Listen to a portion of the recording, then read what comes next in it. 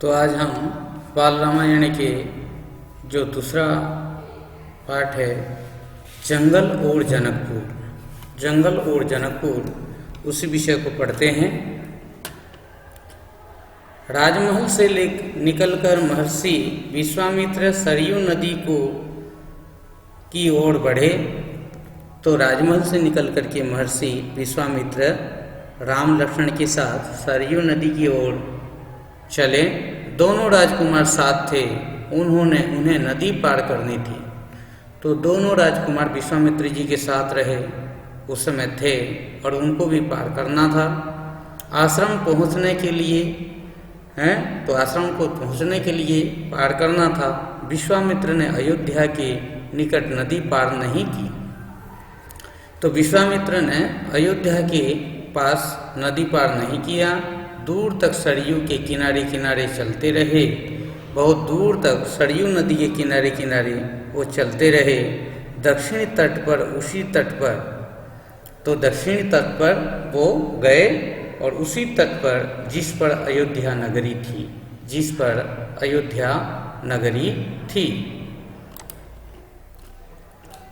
वे चलते रहे नदी के घुमाव के साथ साथ। तो नदी जैसे इधर उधर घूमी हुई थी ऐसे ही वो चलते रहे। राजमहल पीछे छूट गया, उसकी आखिरी बस्ती भी निकल गई, जो अंतिम बस्ती था वो भी निकल गया। चलते चलते एक तीखा मोड़ आया। तो धीरे धीरे चलते चलते एक मोड़ आया तो सब कुछ दृष्टि से ओझल हो गया। तो सारा जो मोड़ में धीरे धीरे अपनी दृष्टि से ओझल हो गया, यानी दिखाई नहीं दिया, पीछे रह गया। राम और लक्ष्मण ने एक बार भी पीछे मुड़कर नहीं देखा। उनकी नज़र सामने थी, महर्षि विश्वामित्र से सधे कदमों की ओर। तो विश्वामित्र के साथ वो अपने कदम मिला करके चल रहे थे। सूरज की चमक धीमी पड़ने लगी। तो धीरे धीरे शाम होता रहा और सूरज की जो चमक है, उजाला है, धीमा होता गया। शाम होने को आई, धीरे धीरे शाम होते आया।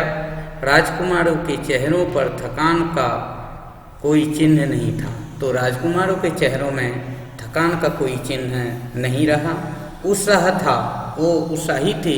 वे दिन भर पैदल चलते थे और वे दिन भर पैदल ही पैदल चलते रहे और चलने के तैयार भी थे और पूरा दिन वो चलने के लिए तैयार भी थे। महर्षि अचानक रुके। तो महर्षि विश्वामित्र ने एकदम रुक गया। उन्होंने आसमान पर दृष्टि डाली और उन्होंने आकाश को देखा। चिड़ियों के झुंड अपने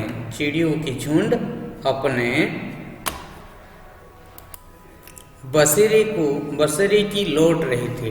तो अपने घर वापस आ रहे थे बसेरा में तो लौट रहे थे। आसमां टमटमोला लाल हो गया, अर्थात टमाटर जैसा लाल दिखाई देने लगा। चारवाहे लौट रहे थे और जो पशुएं वो लौट रहे थे। गायों के पैर से उड़ती धूल में आधे छिपे हुए। तो गायें मतलब पशुएं घर वापस आ रहे थे और उसी समय जो है उसी की धूल में कुछ जो है छुप गए थे। हम आज रात नदी तट पर ही विश्राम करेंगे। विश्वामित्र ने कहा, हम आज रात नदी के किनारे ही विश्राम करेंगे। महर्षि ने पीछे मुड़ते हुए कहा। दोनों राजकुमारों के चेहरे के भाव देखते हुए विश्वामित्र हल्का सा मुस्कुराए। दोनों राजकुमारों के चेहरे का भाव देख करके उन्होंने थोड़ा हंसा। राम के निकट आते हुए उन्होंने कहा, मैं तुम दोनों को कुछ विद्याएं सिखाना चाहता हूँ। इन्हें सीखने के बाद कोई तुम पर प्रहार नहीं कर सकेगा, उस समय भी नहीं जब तुम नींद में रहो। तो इस समय भी आपके ऊपर कोई प्रहार नहीं कर पाएगा जिस समय की आप सो रहे होंगे। तो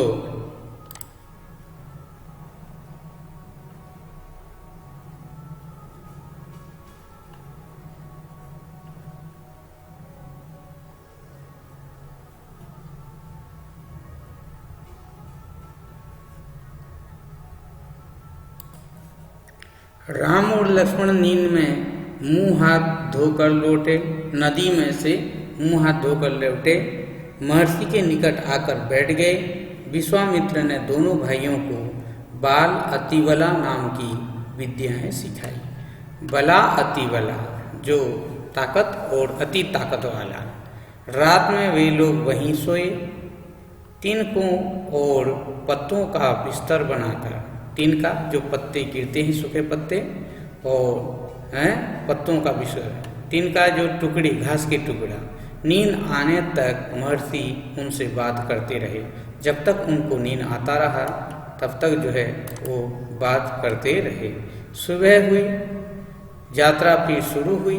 मार्ग वही था सरयू नदी के किनारे किनारे। तो मार्ग वही रहा जो सरयू नदी के किनारे किनारे था। चलते चलते वे एक ऐसी जगह पहुँचे जहाँ दो नदियाँ आपस में मिली थी।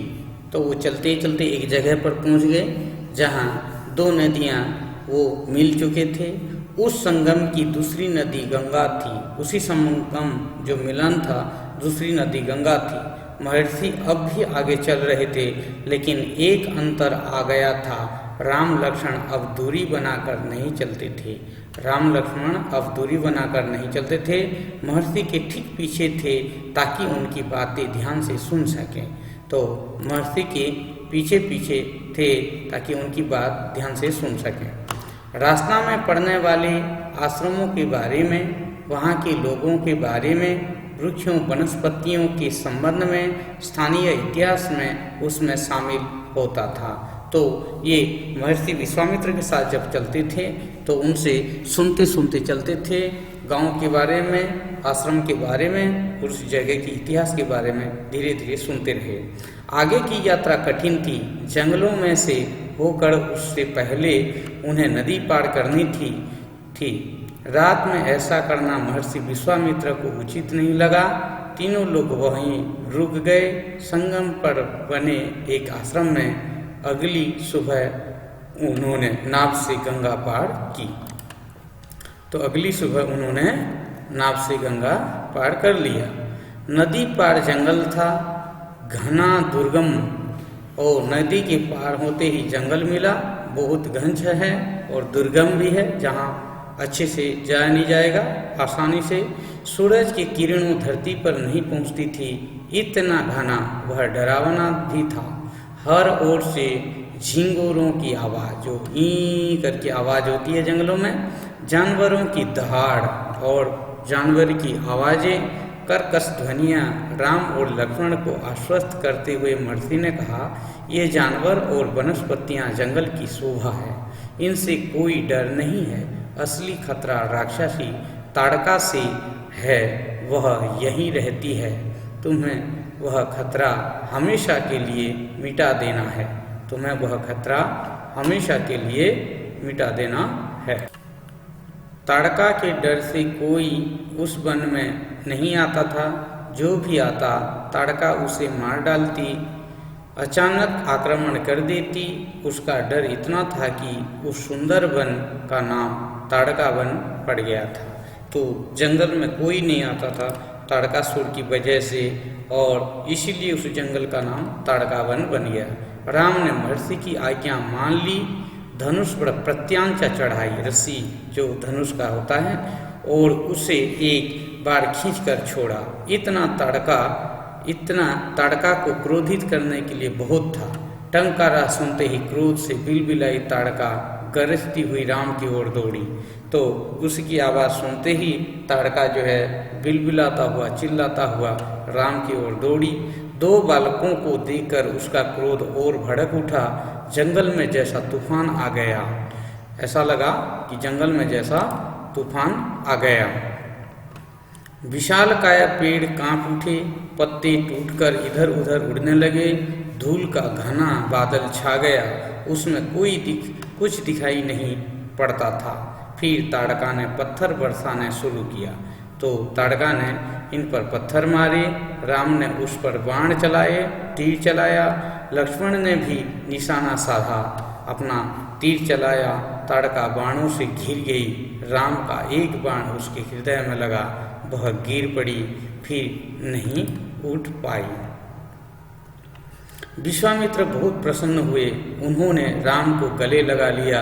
उन्होंने दोनों राजकुमारों को 100 तरह के नए नए वस्त्र दिए और उनका प्रयोग करने की विधि बताई। अस्त्र शस्त्र का मतलब दिए और उनकी प्रयोग की करने की विधि बताई, उनका महत्व समझाया और उन अस्त्र शस्त्र का महत्व को। महर्षि का आश्रम वहाँ से अधिक दूर नहीं था, लेकिन तब तक रात हो चली थी। विश्वामित्र ने वह दूरी अगले दिन तय करने का निर्णय लिया। ताड़का मर चुकी थी, उसका भय नहीं था। तीनों ने रात वहीं बिताई।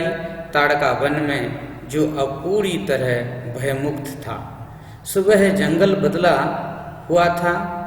अब वह ताड़का वन नहीं था, क्योंकि ताड़का नहीं थी। भयानक आवाज़ों गायब हो चुकी थी। पत्तों से गुजरती हवा थी, उसकी सरसराहट का संगीत था।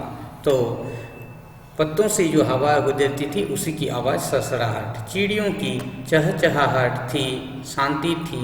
तस्वीर बदल गई थी, उसी की परिस्थितियाँ मतलब बदल गई। सिद्धाश्रम का अंतिम पड़ाव था, पहुँचने वाले थे। महर्षि का आश्रम रास्ता छोटा भी था, मनोहरी भी। प्राकृतिक सौंदर्य का आनंद लेते तीनों लोग जल्द ही आश्रम पहुंच गए। आश्रम वासियों ने उनकी अगवानी की, अभिनंदन किया। उनकी प्रसन्नता दोगुनी हो गई। महर्षि विश्वामित्र के आश्रम लौटने की खुशी, राम लक्ष्मण के आगमन का सुख, तो इनकी आश्रम में खुशी छा गई। विश्वामित्र यज्ञ की तैयारियां में लग गए। अनुष्ठान आरंभ हुआ। आश्रम की रक्षा की जिम्मेदारी राम लक्ष्मण को सौंपकर महर्षि आश्वस्त थे। अनुष्ठान अपने अंतिम चरण में था, पूरा होने वाला था कुछ ही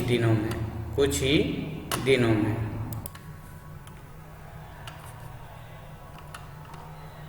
पाँच दिन तक सब ठीक ठाक चलता रहा, शांति से, निर्विघ्न से। लगता था कि राजकुमारों की उपस्थिति ने ही राक्षसों को भगा दिया है।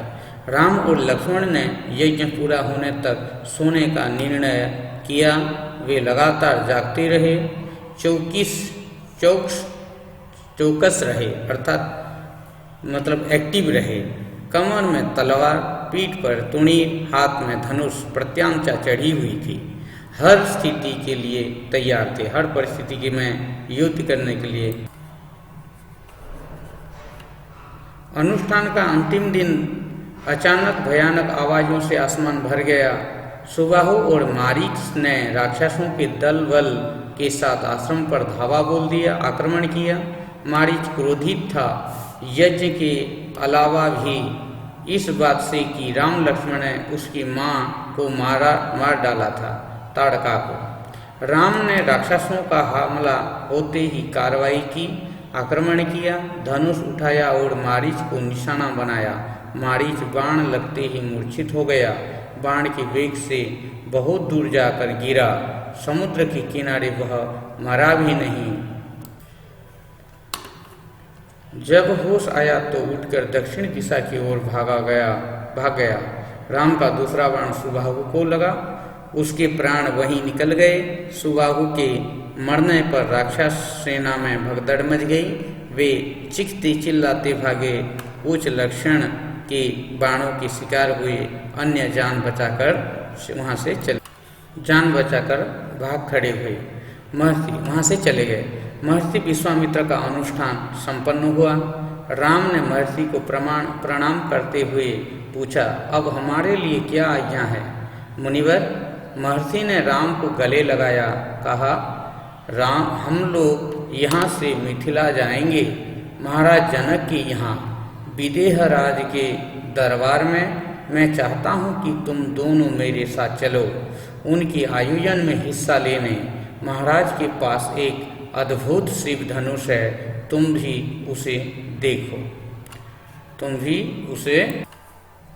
राम और लक्ष्मण अगली यात्रा को लेकर उत्साहित थे।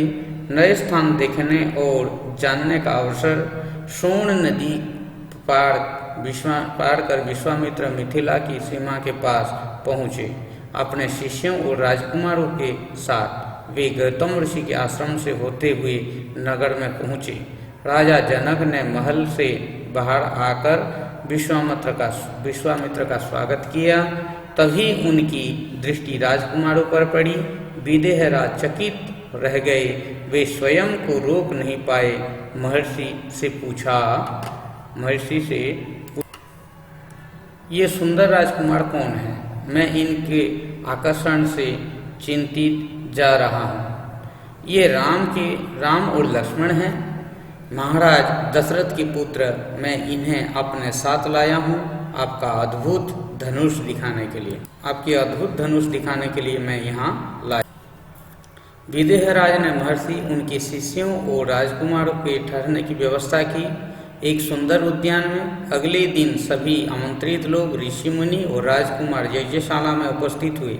वहाँ महर्षि ने फिर धनुष का उल्लेख किया, उन धनुष के बारे में बताया। महाराज जनक ने अपने अनुचरों को आज्ञा दी, शिव धनुष को यज्ञशाला में लाया जाए। जो शिव धनु है वो यज्ञशाला में लाया जाए, इस तरह का उन्होंने आदेश दिया। शिव धनुष सचमुच विशाल था, लोहे के पेटी में रखा हुआ था। पेटी में पहिए लगे हुए थे, 8 पहिए। उसे उठाना लगभग असंभव था। पहियों के सहारे खिसका कर, अर्थात घुंचे की खिसका कर उसे एक दूसरी जगह लिया जाता था। अनुचर जो उनके लोग थे राजा का मुश्किल से उसे खींचते हुए यज्ञशाला में लाए। धनुष देखते ही विदेहराज एक पल के लिए उदास हो गए। तो विदेहराज जो है वो थोड़ी देर के लिए उदास हो गए। उन्होंने कहा, मुनिवर, मैंने प्रतिज्ञा की है अपनी पुत्री सीता के विवाह के संबंध में। जो यह धनुष उठाकर उस पर प्रत्यांता चढ़ा देगा, उसी के साथ सीता का विवाह होगा। तो इस तरह की उन्होंने बात बताई कि जो भी धनुष उठाकर उस पर प्रत्यांचा जो रस्सी होती है चढ़ा देगा, उसी के साथ सीता का विवाह होगा। उनके अनेक राजकुमारों ने प्रयास किया और लज्जित हुए। उठाना तो दूर, वे इसे हिला तक नहीं सके, प्रत्यंचा क्या चढ़ाती। विदेहराज का संकेत समझकर महर्षि विश्वामित्र ने राम से कहा, उठो वत्स, यह धनुष देखो। आप इस धनुष को देखो, आप अगर लगा सकते हो तो लगा लीजिए। राम ने सिर झुकाकर गुरु की आज्ञा स्वीकार की। आगे बढ़े, पेटी का ढक्कन खोल दिया। तो सिर झुकाकर उन्होंने आगे बढ़ा और पेटी का जो बॉक्स था उसका ढक्कन खोला। राम ने पहले धनुष देखा, फिर महर्षि को। गुरु का संकेत मिलने पर राम ने यह विशाल धनुष सहज ही उठा लिया। यज्ञशाला में उपस्थित सभी लोग हतप्रभ थे, अर्थात आश्चर्यचकित थे।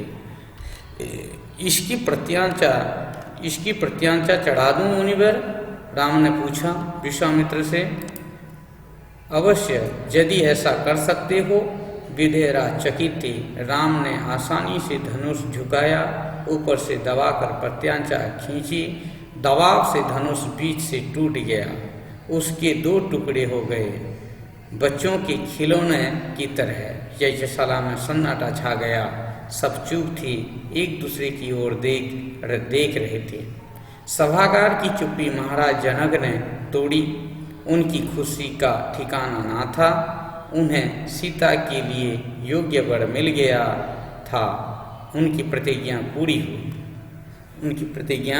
पूरी हुई। जनक राजा ने कहा, मुनिवर, आपकी अनुमति हो तो मैं महाराज दशरथ के पास संदेश भेजूं। बारात लेकर आने का निमंत्रण। यह शुभ संदेश उन्हें शीघ्र भेजना चाहिए। तो ऐसे ही राम जी की शादी की तैयारी का शुरुआत हुआ और वो दशरथ को निमंत्रण भेजते हैं बारात के लिए। महर्षि की अनुमति से दूत अयोध्या भेजे गए, सबसे तेज चलने वाले रथों से। इस बीच जनकपुर में धूम मच गई। बारात के स्वागत की तैयारियां होने लगी। नगर की प्रसन्नता चरम सीमा पर थी।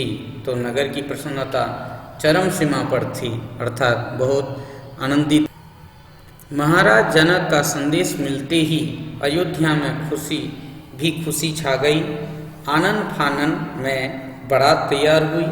हाथी, घोड़े, रथ, सेना बारात को मिथिला पहुंचने में 5 दिन लग गए। तो बारात सरात के साथ वो मिथिला पहुंचते 5 दिन लग गया।